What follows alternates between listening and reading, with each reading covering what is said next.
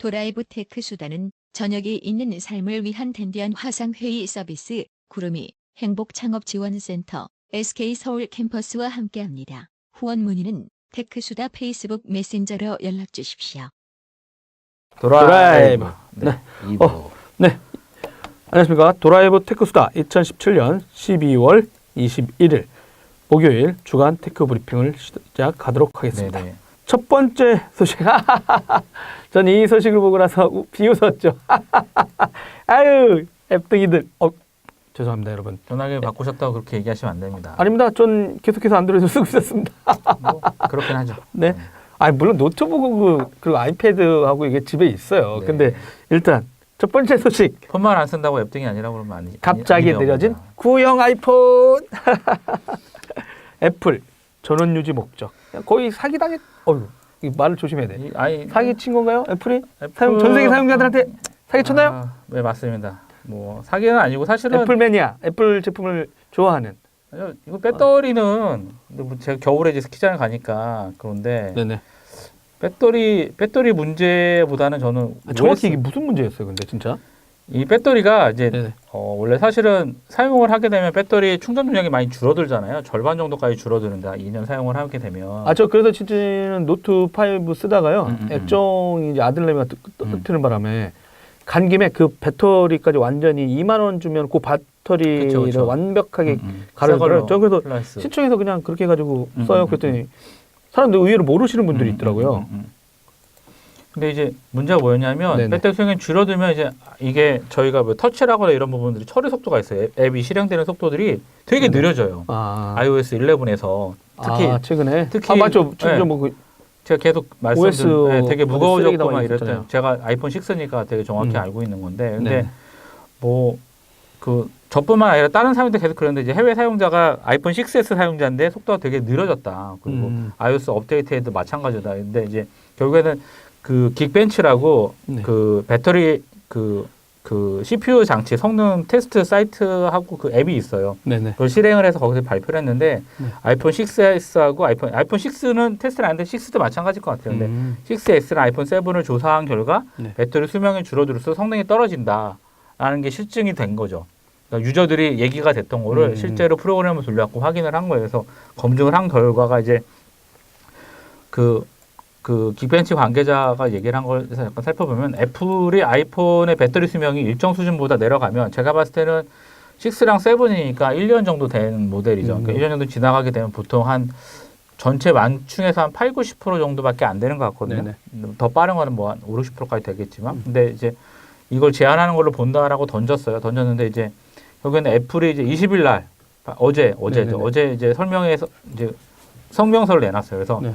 리튬이온 배터리가 주변 온도보다 낮거나 네네. 충전이 덜 됐거나 노후한 상태일 경우에 최고의 성능을 못 낼 수가 있다. 그래서 기기를 보호하는 웃기죠. 기기를 보호하는 무슨 기기를 보호한다는 거지?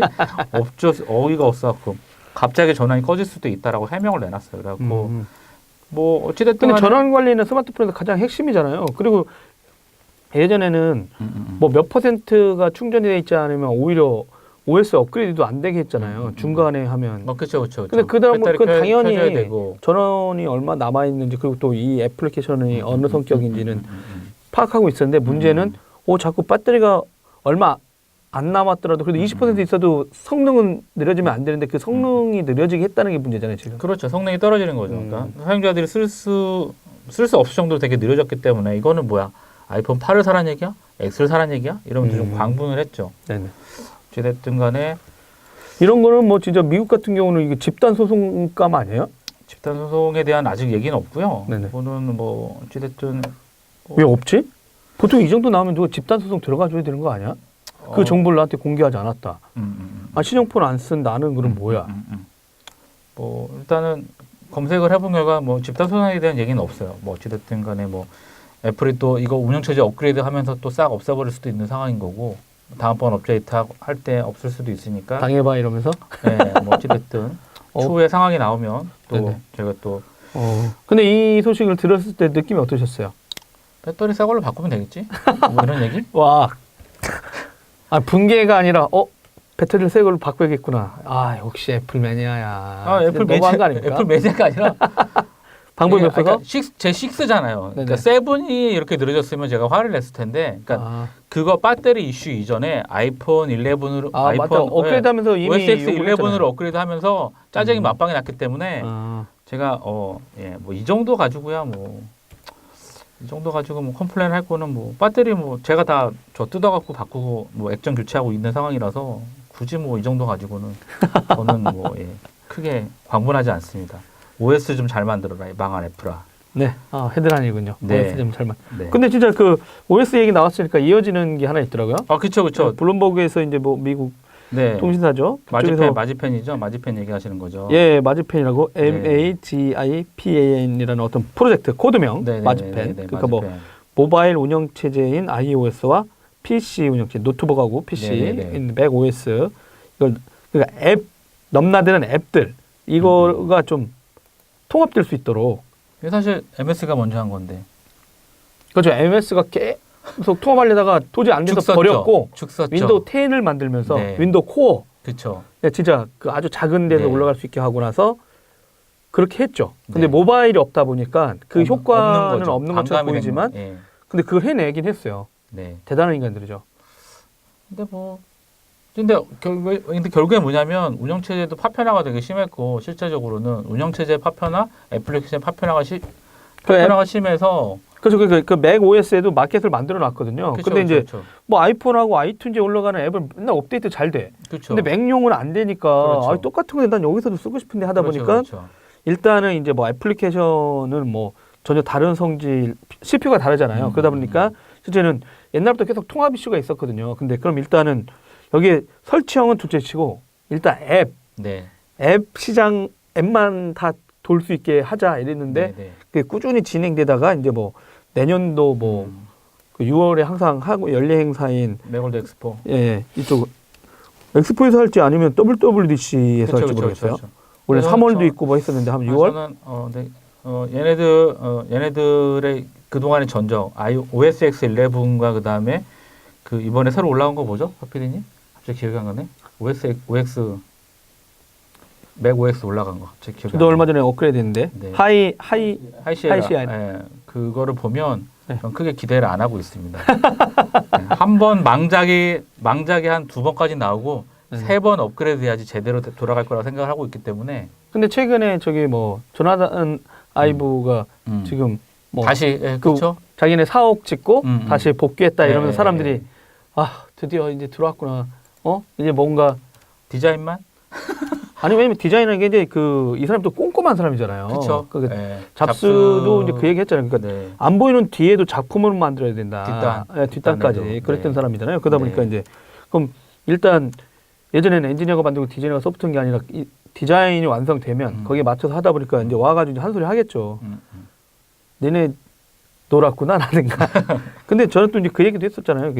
1년 단위로 업그레이드를 사용자들이 요구하는 모든 것들이라든가 기업 요구를 운영체제가 1년 단위로 업그레이드를 맞추고 하는 게 오히려 패착 아닐까. 오히려 그때 하는 게 낫죠. 그러다 보니까 이제 오히려 MS가 현명해진 거 아닌가 이런 거예요. 왜냐면 MS는 더 이상 물어보면 윈도우 10이라고 그러거든요. 그 자기는 뭐 내년에 윈도우 11 이런 거 없다. 우리는 브랜드 이제 윈도우 10에서 끝난다.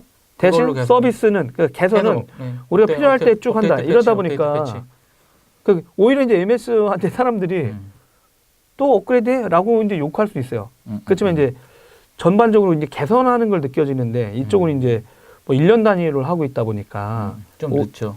그러니까 그거를 전반적으로 업그레이드 한꺼번에 다 하고 그 행사 때 뭔가 꼭 발표하려는 그 일정 때문에 오히려 소프트웨어가 너무 누더기가 되거나 보안의 허점을 자꾸 드러내거나 이런 일이 있는 게 아닐까. 그러면 아마 이런 것 좀 총합되고 어느 정도 되면 근데 이제 이게 운영체제가 맥하고 이거하고 하나가 돼야 그렇게 가능한데. 그러니까 각각의 이 문제가 뭐냐면 각각의 AP에서 쓸 수 있는 프로세싱 파워가 달라서 그렇죠. 저거를 돌리는 걸 그냥 에뮬레이션에서 쓸 건지 정말 네이티브로 쓸 건지가 좀 걱정이 되기도 하고 그리고 MS 쪽이랑 그 OS 관련해서는 철학이 완전 다르거든요. 그러니까 이게 정말 윈도우는 패치해서 써야 되는 상황인 거고 물론 뭐 OS X도 패치를 해주긴 하지만 거기 제가 예전에 썼던 그런 그 컬럼 제목만 기억나요. 내용은 잘 기억이 안 나는데 제목만 봐도 알겠죠. 사실은 뭐 감성의 애플과 이성의 MS 뭐 이런 MS가 주제. 이성이라고요? 누가 이성. 그랬어요?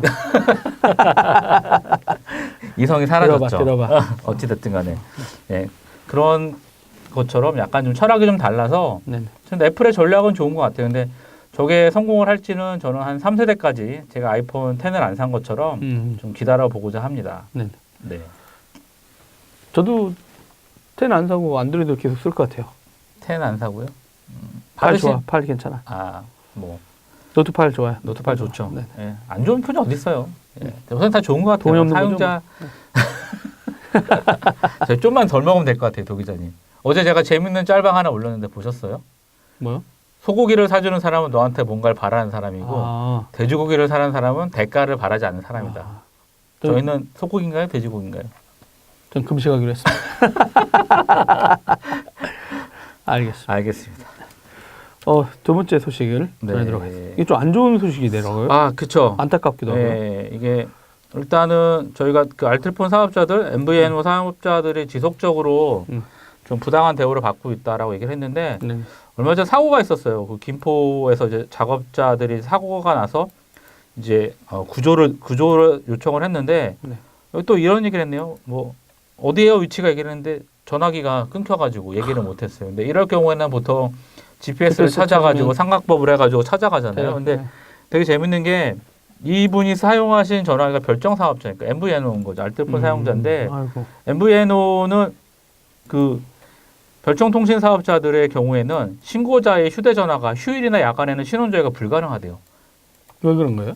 이 별정 통신 사업법이 그렇게 돼 있어요. 그러니까 원칙적으로는 그 전기통신 사업법에 들어있는 내용인데 이것만 봐도 얼마나 좀 엉터리 법이라는 거죠. 이 자체만 봐도. 그래서 결국에는 뭐 구조를 늦어져 가지고 결국에는 뭐 못해서 사망자가 결국에는 이제 사망을 하신 거고.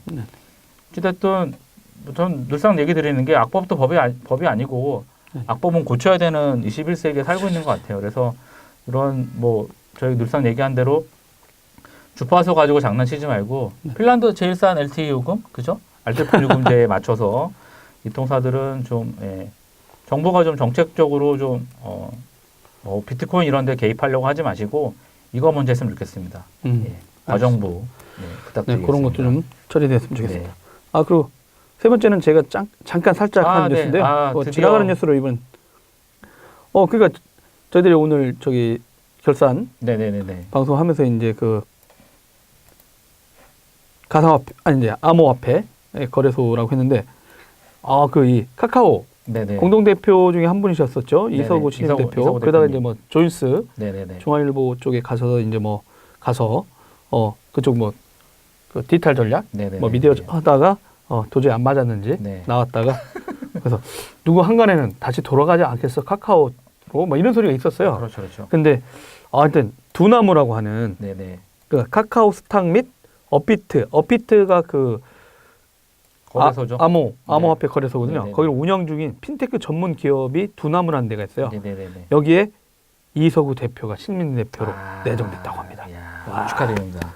이걸 또 저기 조인스에 있었던 제 후배, 블로테 후배였던 오원석 기자가 기사를 먼저 썼더라고요. 근데 뿌리고 나서 기사 쓰고 얼마 있다가 여기서 또 보도자료가 나갔나 봐요. 그래서 그거 짧았나 봐. 자기가 나름대로 자기는 이렇게 여기서 듣고 나서 이렇게 딱 했는데 그래서 이 핀테크 이슈는 이슈죠.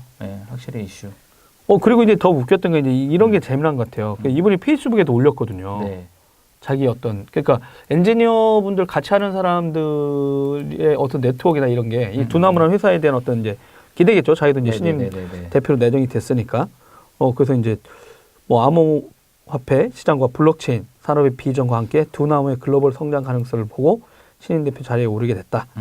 그러면서 이제 요 회사가 그래서 두나무 이거 뭐야 했더니 이제 업비트 출시 후 첫 공식 기록을 발표해 화제를 모은 바 있다. 업비트 회원 수 120만 명.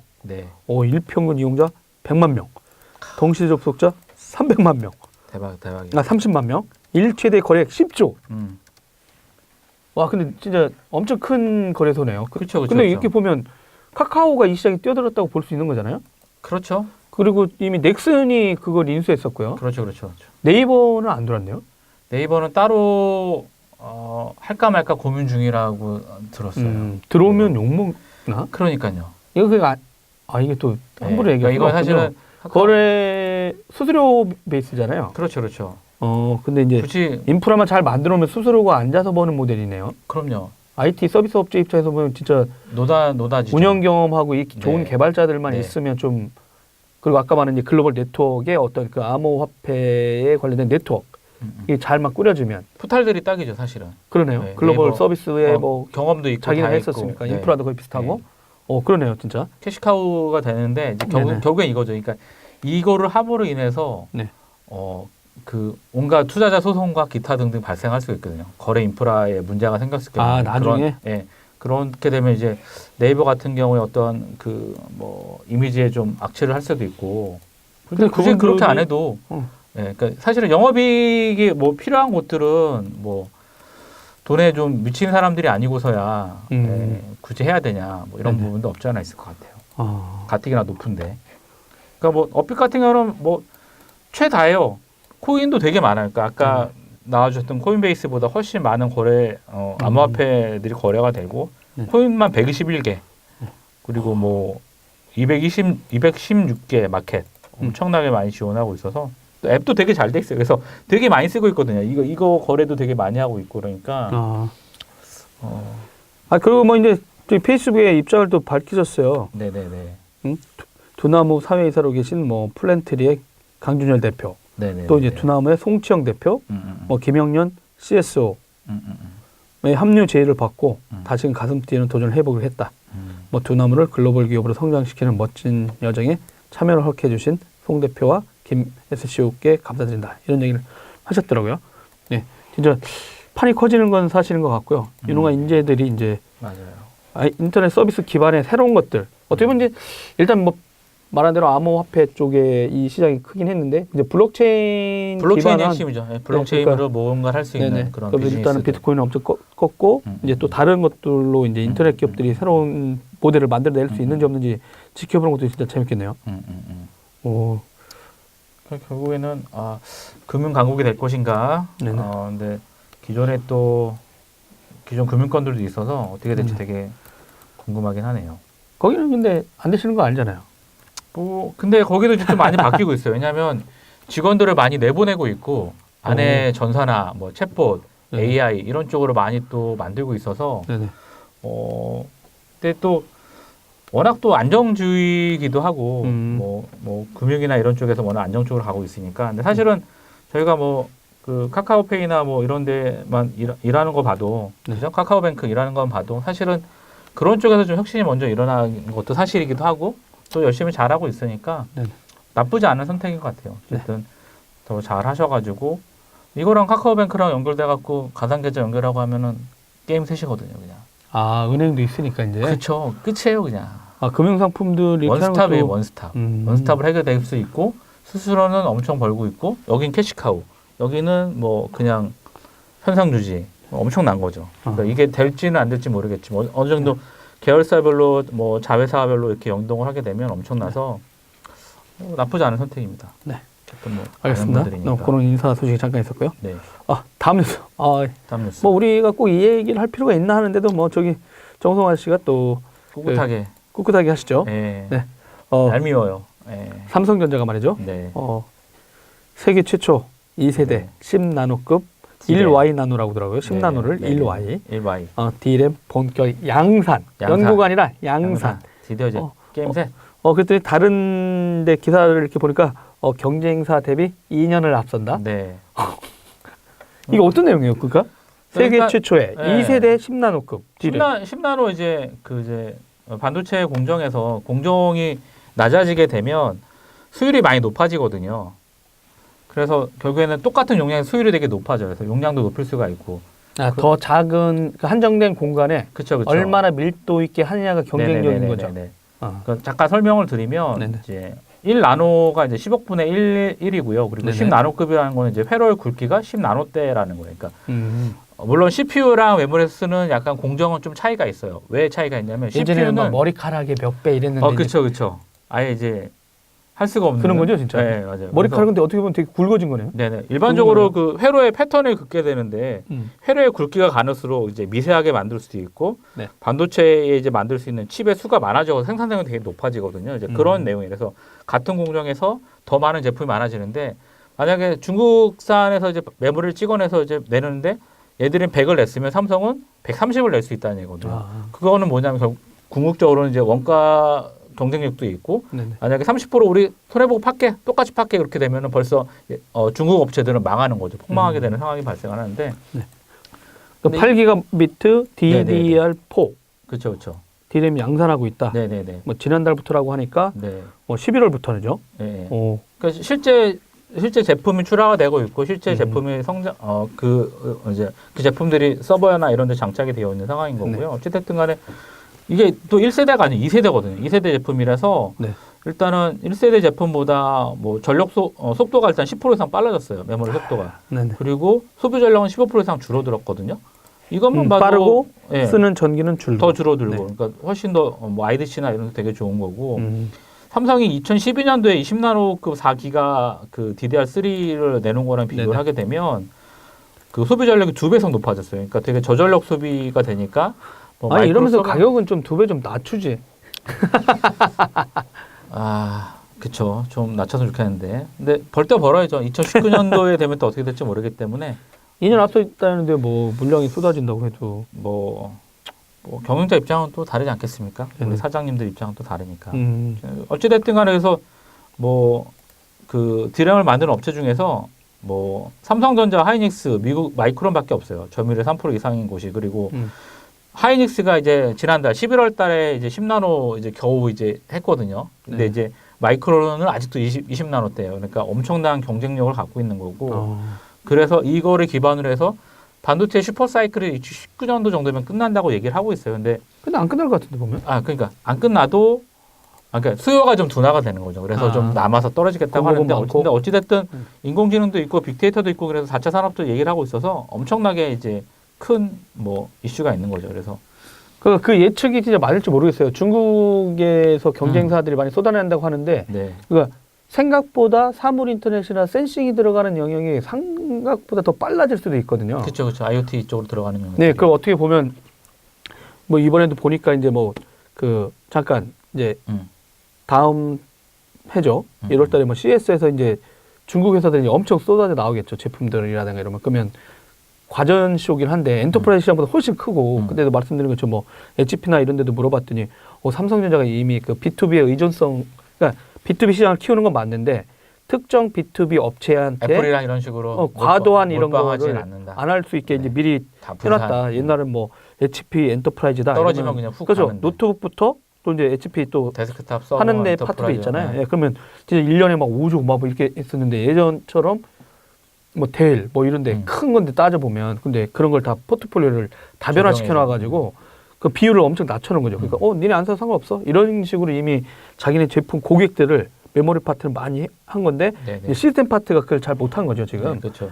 근데 이제 이쪽에는 버티고 있는데 그러다 보니까 그런 것들은 계속 센서가 막 들어가고 있더라고요. 저 어느 업체 봤더니 계속 무슨 연구하고 있고 그래서 이게 잘 될지 그 생각보다 이런 거 지켜보는 것도 괜찮아요. 그러니까 DRAM 시장이 폭망한다. 자꾸 누가 그러잖아요. 2018년에 까지가 호황 내년까지.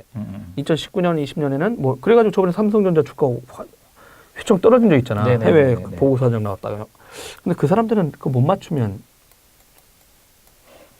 망신만 있나?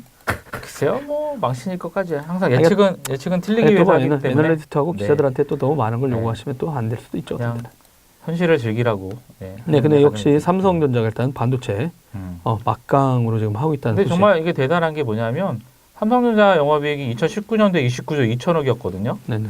2017년도 올해 이제 55조가 돌파가 확실히 돼요. 내년에는 65조 예상 전망을 하고 있고요. SK 하이닉스가 2016년도에 3조 3천억이었어요. 네네. 2017년도에 올해는 13조 돌파가 이제 확실히 돼요. 하고 인텔을 처음 이기는 거죠. 그렇죠. 그리고 2018 내년에 20조. 내년에 20조예요. 근데 이제 일본에서 가장 큰 기업들 이제 2017년도 애들 분기가 아직 결산이 안 끝났는데 2016년도 데이터를 보면 1등이 도요다거든요. 네. 도요다가 28조 3천억. 이것도 훨씬 제낀 거죠. 28조 3천억이면. 그리고 2위가 NTT예요. 13조 5천억. 그다음에 3위가 소프트뱅크 9조 9천억. 4위가 닛산 7조 9천억. 5위 토카이 여객철도 5조 8천억. JR 뭐 이런 걸 토카이거든. 그다음에 6위가 후지중공업 5조 6천억. 파나소닉 4조 2천억. 도쿄전력이 3조 7천억. 그러니까 이걸 다 합쳐도 삼성전자. 이게 안 좋은 게 있어요. 뭐냐면 주가에 착시가 생기고 있어요. 이 반도체 기업들 때문에. SK랑 그렇죠. 하이닉스 때문에 영업이익이 엄청나게 갖고 가고 있는데 그래서 주가가 지금 되게 많이 뛰어 있는데 다른 업종은 엄청 안 좋은 다른 거예요. 업종들은 그냥 내수랑 이런 업종들은 보면 그 기준을 따지면 2천 언더가 정상이라는 거죠. 그러니까 되게 그래서 오버슈팅 되는 지금은 이제 상황이라서. 삼성전자 거를 좀 빼놓고 해야 제대로 된 시장 상황을 그렇죠. 알고 위기인데 네. 위기가 아닌 것처럼 지금 대응할 수도 있거든요. 그렇죠. 반도체 업종의 특정 영역의 화랑, 근데 나머지 영역은 안 그러니까. 그러니까 이게 진짜 정책 당국자라든가 정부에서도 좀 그 분야는 그러니까 이게 잘하는 건 맞는데 네.